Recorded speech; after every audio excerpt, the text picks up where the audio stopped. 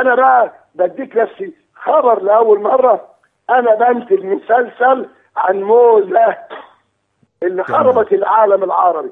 جبت تاريخ امها من ساعه ما اتولدت لغايه النهارده وكل فضيحه وجريمه، وهيتعمل المسلسل. وعايزين نحكي برضو قصه العمليه اللي في المستشفى بتاع لندن اللي بالك فيه، العمليه اللي بالك فيها اللي كانت في مستشفى لندن بالظبط كده. والمسلسل هينزل، وعايز اشوف بقى الولد عميل قطر اللي عامل حمله النهارده كلها كزورات ووسخات على مرتضى منصور، يقول لك اعلام المؤخرات جزمتي اشرف منك يا عميل امن الدوله، جزمتي اشرف منك يا اللي رام امك تحت الكوبري، جزمتي اشرف منك.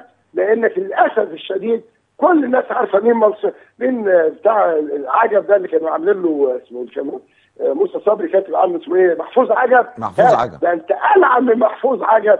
اوعى تفتكر الفلوس اللي معاك دي ومساهم في اليوم السابع ومساهم